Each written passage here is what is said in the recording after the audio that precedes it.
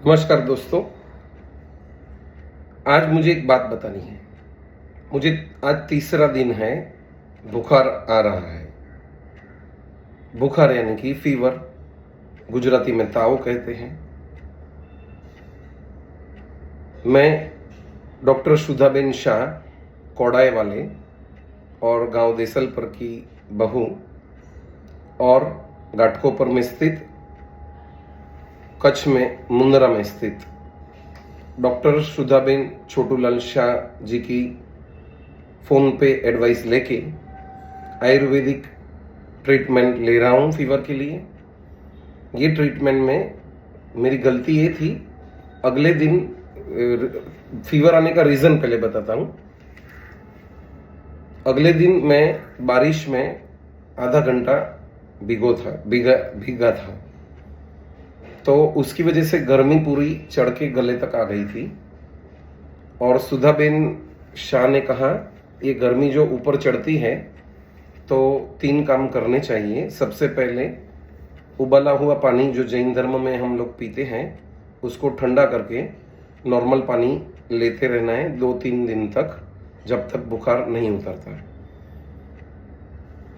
दूसरी चीज़ उन्होंने कहा, और कुछ भी खाना पीना नहीं है। तीसरी चीज़ उन्होंने कहा, गले में जो नेचर क्योर यानी कुदरती उपचार केंद्र में पट्टा देते हैं, सफ़ेद पट्टा कॉटन का, नॉर्मल पानी में भिगोआ हुआ, गर्मी निकाल लेगा, सोख लेगा, इसके लिए लगाने का है। और ऊपर मफलर मदर पार्ट का जो कपड़ा रहता है, जाड़ा कपड़ा, उसको राउंडिंग कर देना है। अभी सैंपल है, बाद में दिखाऊंगा।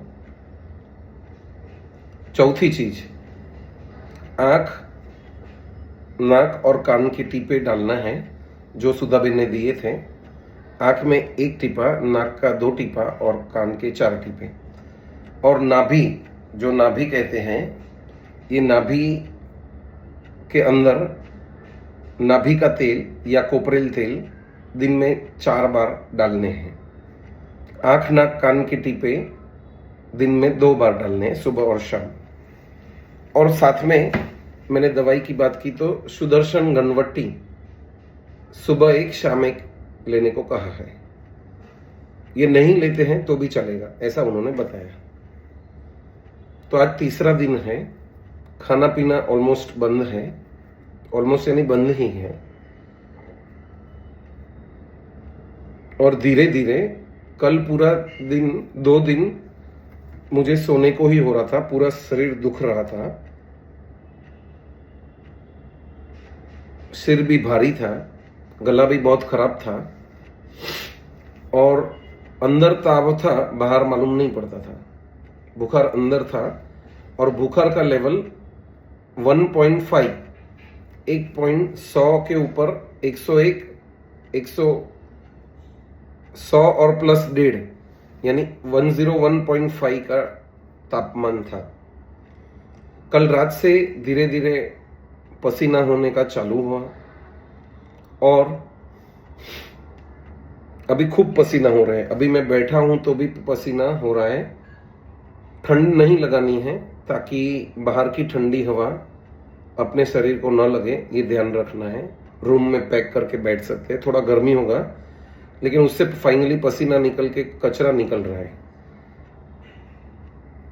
गई काल यानी अगले दिन ही मुझे जुलाब भी हुए थे, और पहले दिन भी थोड़ा था। तो मेरे पास एक आयुर्वेदिक बीज है, बीज यानी सीड्स है, जिससे टॉयलेट बंद हो जाता है 1 चम्मच खाने से।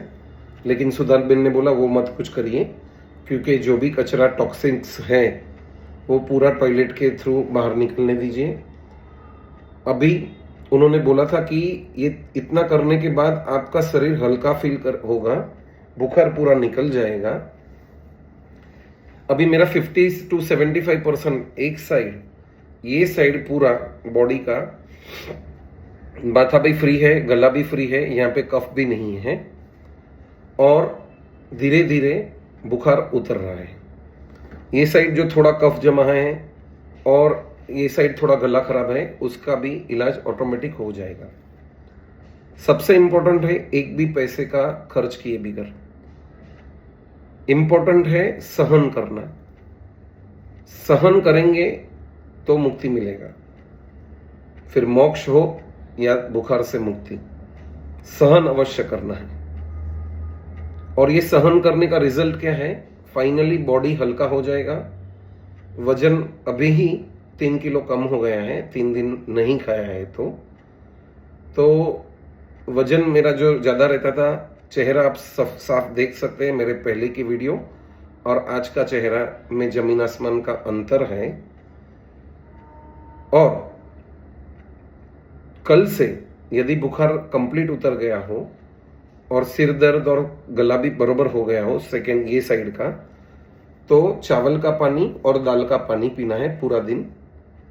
परसों यानी एक दिन छोड़ के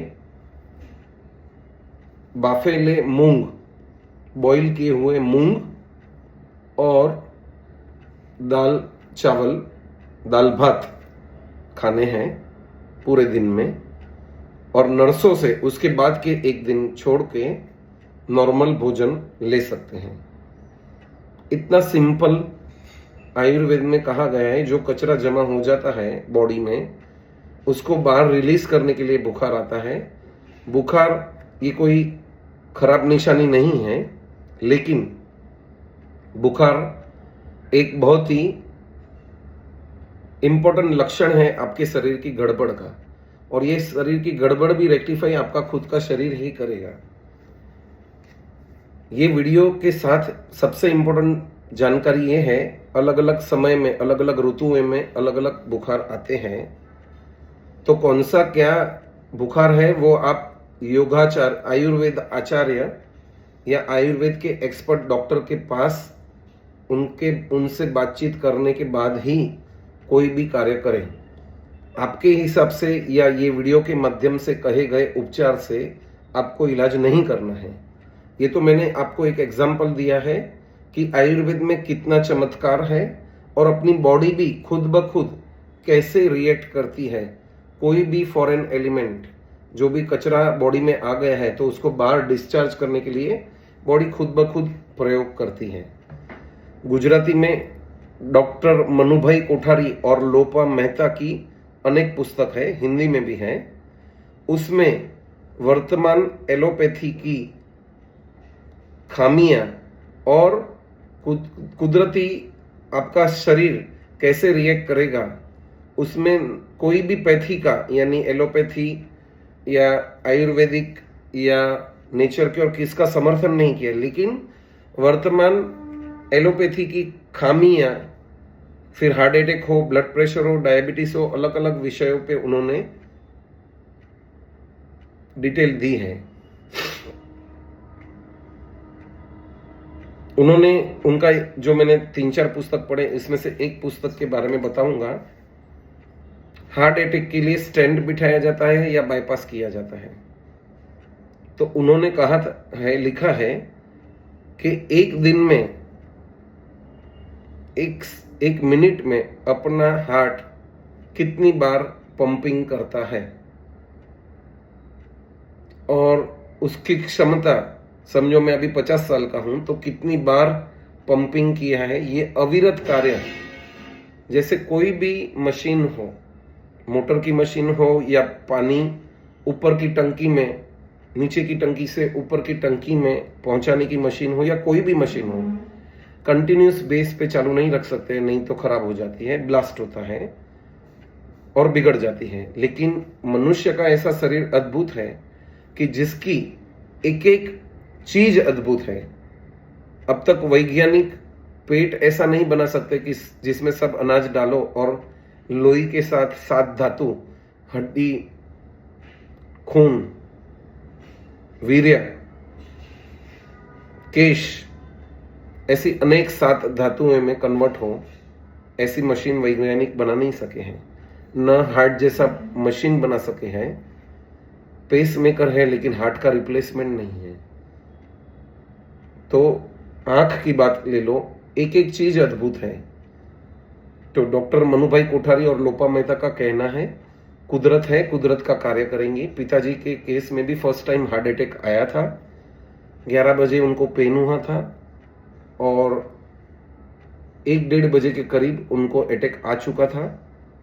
हम लोग डॉक्टर के पास तो 8 बजे सुबह में लेके गए थे, लेकिन तब तक अटैक आ चुका था।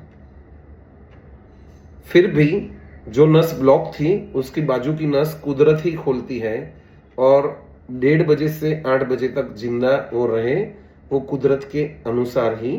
न कि तभी कोई डॉक्टर आया था, न कोई मेडिसिन ली थी, न कोई अन्य था, कोई चीज हुई थी। मेरे ये वीडियो से ये प्रतिपादित नहीं होता है कि मैं एलोपैथी का सहारा नहीं लेता हूँ या आयुर्वेदिक का सहारा नहीं लेता हूँ या नेचर क्योर का सहारा नहीं लेता हूँ, लेकिन मेरा ये प्रतिपादित करना तो अवश्य है कि शरीर का काम कुदरत का काम करता ही है। भले आप एडिशनली कोई भी पैथी, कोई भी मेडिसिन की शाखा का उपयोग करके उसे अच्छी तरह आगे बढ़ सकते हैं। मेरा कोई भी पैथी यानी विज्ञान की, मेडिकल की शाखा से कोई विरोध नहीं है, लेकिन कुदरत का कुछ कर्म हम जीवन में अपनाएं तो काफ़ी अच्छा हो सकता है। यदि आपको ये वीडियो अच्छा लगा हो तो कृपया मैक्सिमम लोगों से शेयर करें ताकि दूसरों को भी ये वीडियो से फ़ायदा हो। एलोपैथी की खुद की भी बहुत सारी आड़ असर होती है।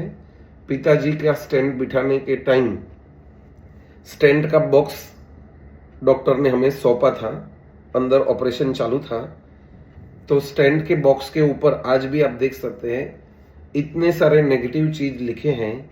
कम से कम 20 से 25 आइटम लिखी है कि स्टेंट रास्ते में जाते ही फट सकता है, नस फट सकती है, बहुत सारी चीजें। और ऐसा ही एक केस रिलायबल रेनवेयर के मालिक हिंदुजा हॉस्पिटल में थे और ऑन द स्पॉट देहांत हुआ था उनकी नस फटने की वजह से स्टेंट बिठाने के समय। कोई हिंदुजा हॉस्पिटल को बदनाम करने की कोई कोशिश नहीं है, न डॉक्टर की कोई गलतियां है, लेकिन स्टेंट के क्या खुद के लिमिटेशन है, उसके क्या क्या आड़ असर है जिसे हम साइड इफेक्ट्स कहते हैं, और साइड इफेक्ट में मेजर इफेक्ट भी आ जाती है अप टू डेथ। तो ये चीज भी समझना आवश्यक है। क्या करना वो तो स्वयं खुद ही नक्की करेगा, जीव या आत्मा या फैमिली मेंबर्स उनके साथ कंसल्ट करके। लेकिन जो भी करे 2-3 ओपिनियन लेके करें।